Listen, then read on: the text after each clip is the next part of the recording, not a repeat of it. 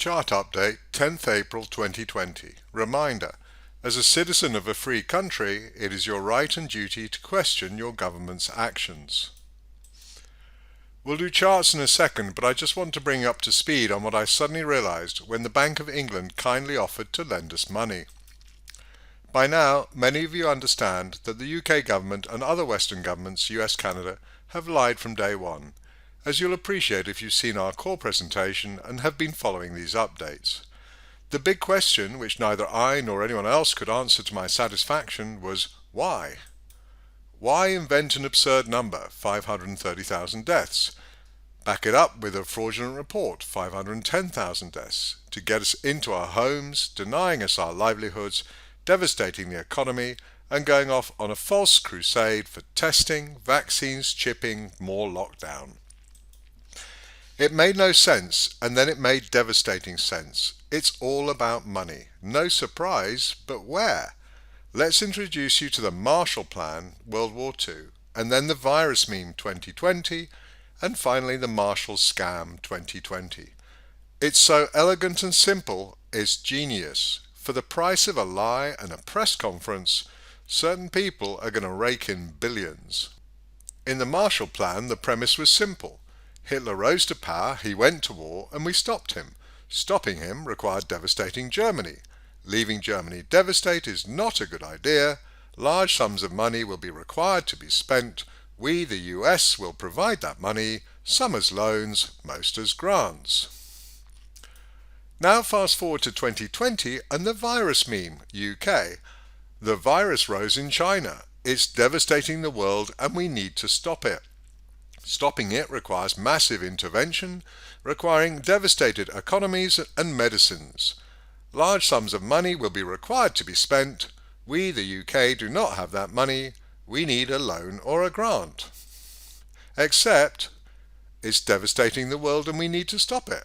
No, that was our first presentation.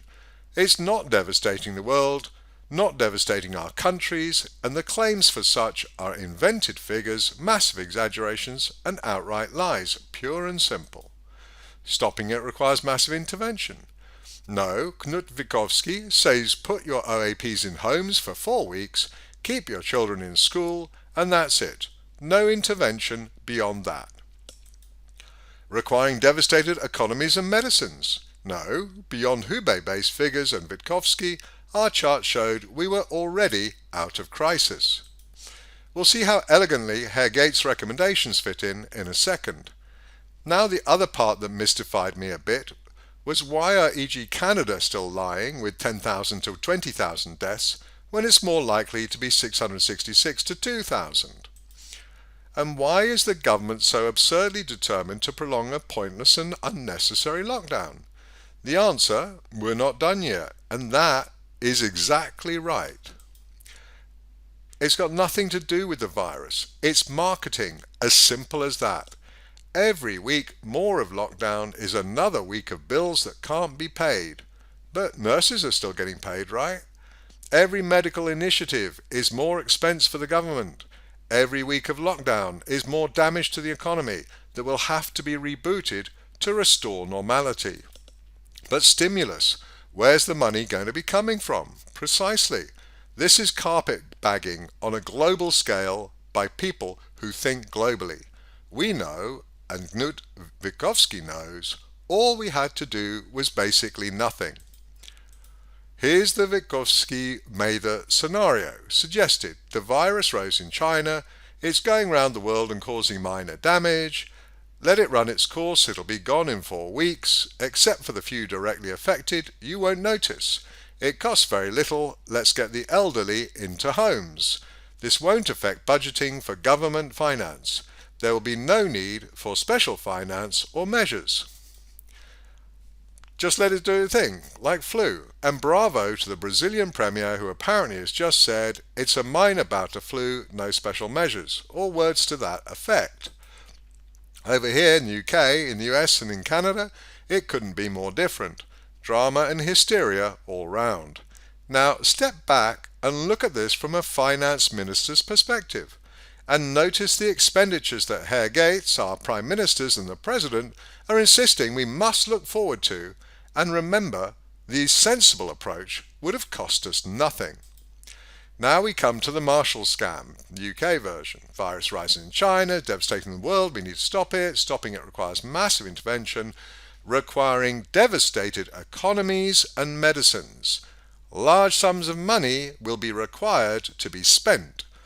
We, the UK, do not have that money. We need a loan or a grant. So who is going to lend us the money? We don't have it. The US and Canada are about to be milked. Who are the only people left with money with the hundreds of billions of dollars they'll kindly and temporarily lend us? The central bankers, read R&R, will step in and temporarily lend and rake in billions of dollars of interest for instructing their minions to spread a few lies. It's so simple, so elegant, that it is breathtaking. The Marshall scam. Media, owned, spread fear. PM, owned, announces absurd figure. Gas on fear. Lockdown devastates economies. Medical measures expensive. Sadly, loans are required. Thanks, here's your payday loan. No wonder our Lord Jesus Christ threw moneylenders out of the temple. Exploiting the people for money does not belong in a spiritual place. Exploiting the people for money using lies, threats, and coercion belongs even less. So we can be free, outraged, and turf everyone who went along with this out of their uniform and out of their office. Or we can submit, survive, hope we survive the next one. I know where I stand. Do you? So, with the understanding now, I hope, of the true game being played in the UK, US and Canada, now perhaps you can see why we're getting reports of death stuffing. Trudeau's going on TV announcing nonsense, latest estimates, so whoever spoke for him with 10,000, 20,000 deaths. And the UK won't even consider lockdown. We're not done yet. No, you aren't. But I'm working on getting enough people woken up that you will be. As to the charts, I'd like to show you first South Korea, from a certain perspective, which I might have done last time, but I'm going to extend to Italy, so you can see that what was common sense and has proven invaluable is in fact supported by the theory or theoretical true, normal, log-normal distributions, not the media hype nonsense of exponential. Even the corrupted Imperial College report doesn't claim that. Here's Korea, Republic of, with normal and log-normal daily cases, 3-day data points since we're using 3-day data, fitted to the Korea chart. They're both obviously good fits. The virus spreads normally, not exponentially. And I particularly want to see this. The log-normal curve is so perfect that the brown Korea line actually obscures it on the way up and closely matches on the way down. Zooming in to emphasize this, look at that curve on the left. You cannot even see the pink log-normal line, while the right-hand side down to the residue is predicted perfectly. Moving to the standard cumulative total cases graph, Italy is lost under the two normal and log-normal cases. With a little tweaking, we get a perfect overlap, again obscuring the green Italy line and its projection with the blue normal distribution. With the log normal, we again can see a pink line obscured and running tightly with the green Italy line and continuing so, almost perfectly overlapping our projected curve. There are several things to observe. We tracked the data because it was the obvious thing to do. We observed the importance of curl-over because it was the obvious thing to do. It allowed us to project to a reasonable figure for final case numbers, and very early on they showed that the whole nonsense of 530,000 UK deaths, 53 million cases, was an absurdity, just as our 3085 times 66 over 59.17 did. At the time of their announcement, with Hubei, the worst hit region on the planet, 50 to 100 times worse than its neighbours, Hubei was the only candidate for worst case.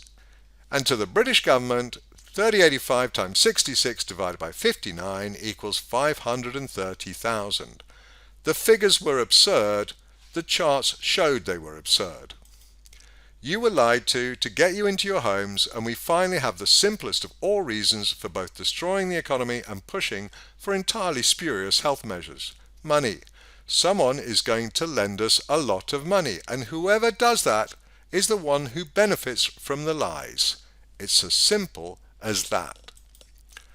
A US military pilot questioned the curves today, and as a pilot, I sincerely hope he knows his plane better than his statistics.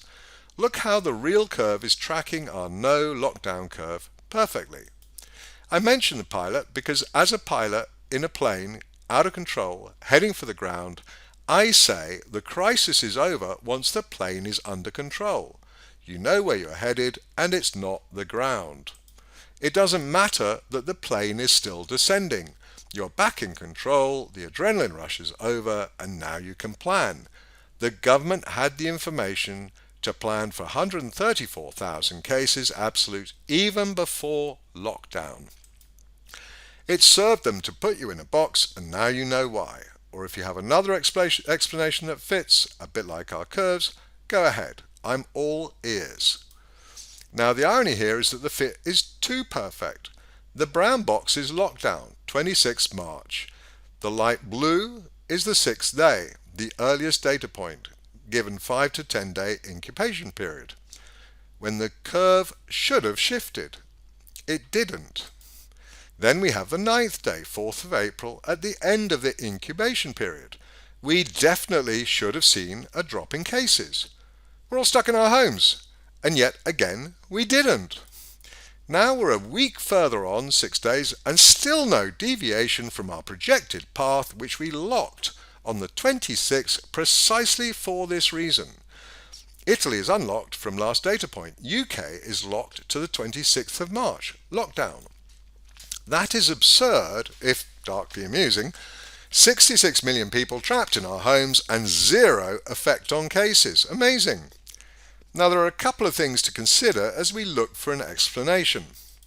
Case 1. A child comes home, no more school, with the virus just before lockdown, incubates 10 days, gives it to dad, child unaffected, dad incubates 10 days, becomes a case on day 20, 3 weeks into lockdown. But that's stretching things, and so would be an outlier. There's no way we should be getting results this good, perfect tracking, if lockdown is having an effect. Case 2. All the doctors and nurses are falling like flies. With no one else to get it, they're the only ones out there. But such a perfect fit? It doesn't make sense. In fact, it makes so little sense, even for an anti-lockdown head like myself, it really ought to have done something, that I'm going to ponder something else. How accurate is UK reporting? We're getting reports of death stuffing. The government has guys way smarter than me, and they know that to keep the crisis going, they need deaths. But they can't have absurd levels of deaths without matching cases. I'm not saying it's true, I'm just saying that if they are manipulating data, then maybe there's a dark me doing exactly what I'm doing, except using it to generate the data. Plausible? Not really, I hope. Which leaves us with Occam's razor, the one remaining observation. If all the above are absurd, then the simple truth must be that lockdown has had zero effect. Amazing, even to me. My wife's just interrupted with a pic of her childhood home, which prompts me to ask, how's the property market when no one can view property? We really need to start paying attention to the damage being done by lockdown. So, Italy and South Korea, perfect case studies for normal and lognormal. Our charts have indicated lockdown, entirely no effect and never warranted. It is truly the twilight zone right now. Norway, likewise, all but done. Bravo. Germany, still climbing, but so curled over there's no doubt as to its unfussed finale, barring absurdity. Maybe that will calm people down enough that they will start to question the narrative. UK back just to officially say, no crisis, lagging Italy. Germany and Norway, but it always was, and bizarrely lockdown, no impact. Sweden, ouch, not happy. Linear, exponential on a log chart, growth, a projection heading above Italy. The great hope that even the media have noticed for no lockdown, the pressure is on. Headed for Italy levels, not end of society levels, but a Norway-like win would have been nice. Spain, I'd say out of control, but that implies UK 530,000 deaths kind of level. No, not out of control, but that's 326k per 100 million versus Italy 239k per 100 million. A third worse. Great shape, bad level relatively. No one is dire like they want us to believe, but that's a poor result. Europe's new worst. France, fine, no problem. It may creep up to challenge Italy at the finish, but a perfectly reasonable European result. And Euro results for leading nations are frankly poor, greatly exceeding the Far East. Ireland, not happy. It's gone linear, not crisis, but it's going to shoot through Italy if it's not careful, and please don't think about Spain. No, don't go paranoid. You'd looked excellent earlier, but the virus has a new enthusiasm at the moment. Maybe you could see if you can spot why in your news. Switzerland red, fine, finishing up, shame about the level. Portugal, like Ireland, a bit linear at the moment, like to get back down. Could be finishing by now, looked good before, but it's relapsing at the moment. Austria dark, that's flat, finishing. Belgium pink, same as Portugal, good curve, bit choppy, but needs to finish it. Iceland, ouch, top dark blue, so high that I went and double checked. However, the curve is good, all but flat, so a shame, but getting clear. Denmark, mid blue, that is way too linear for way too long. Might want to reflect on what's going on over there. Finland similar, yes it had some curl, but still too keen to go higher. Bear in mind again, linear on log scales equals exponential, the one thing we'd hope not to see and expect not to see for any duration.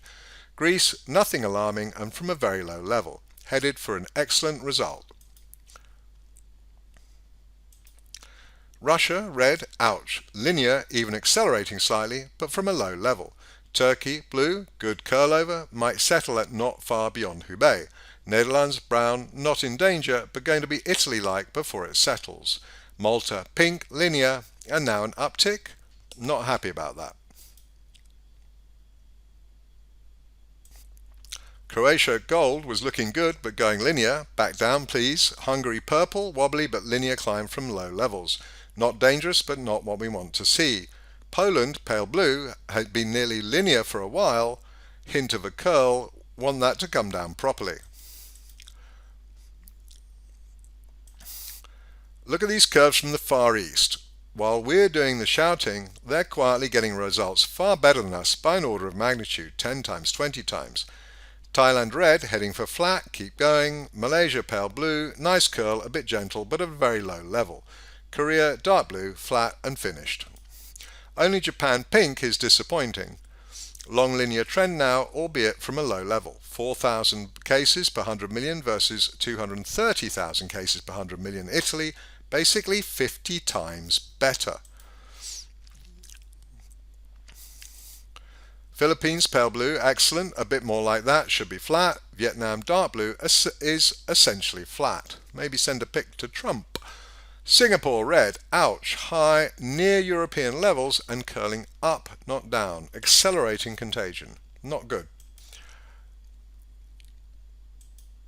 Down under, and what can I say? Australia gold, New Zealand pale blue, coasting into a fine win at 25k per 100 million and 21k respectively.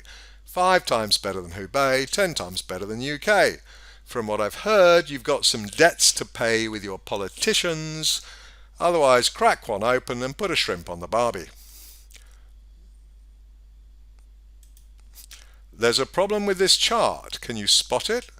UAE gold goes down. This is a cumulative total chart, so cases can only go up, barring revisions, but even then the entire data series should be corrected.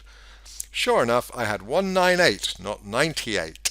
Given how many numbers typed in, probably not doing too badly. The other problem with UAE gold is that accelerated rate of climb, going steeper, but it's softening, curling over. So a relapse that looks to be back to encouraging. Iran, red, finally looks like it's back settling down to a win at around Hubei levels. Not a bad result at all. Iraq not quite finishing, but climbing from such low levels that it's not an issue. India, blue, linear. But at 475 per 100 million versus e.g. Hubei at 114,000, Italy at 239,000, yep, going to be a while before we worry.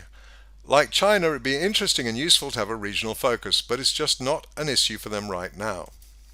Pakistan pink, 2,336 per 100 million, or 100 times better than Italy. This is a remarkably first world targeted virus, or maybe it targets ego-oriented countries. Whatever. I have not heard of a single ambassador approached to learn of how these other nations are doing so well. And here they are, Big Kahuna, Little Kahuna, Israel and the USA and Canada. We're going to have to split the Kahuna brothers out to see what's going on without zooming in. With Israel kindly taking a back seat for a sec, the US headlong rush to get past Italy is apparent. Just passing Hubei, climbing hard. Canada is finally realizing that its neighbor isn't worth competing with. I suspect we'll see a nice pragmatic curl-over for Canada from now on. The US does have a hint of curvature, but I'd strongly advise you to pay attention to your politicians in the light of my Marshall scam warning. They have successfully made this as painful as possible so far. Don't expect them to use rational logic any time in the near future. For both Canada and the US, watch for those fake pronouncements like absurd death predictions, 10 to 20k in Canada. Pull the death rate from World Health Organization Daily Situation Reports, deaths divided cases. Multiply by the figure here, but caveat log scale, or just ask. We'll probably do another deaths summary shortly. As to why we don't focus on deaths, see the deaths video. Cases, as you can see, give excellent data and are hard for the government to fudge. Deaths, well, there's a lot of weird stuff and stuffing going on. Yes, there's a definite curvature in the USA at least, but you've managed to reach Hubei and are heading for Italy, so was all the pain worth it? Watch out for how much more they try to impose. No Second Amendment, just walk to their offices and take them politely out of their offices and out of their uniforms.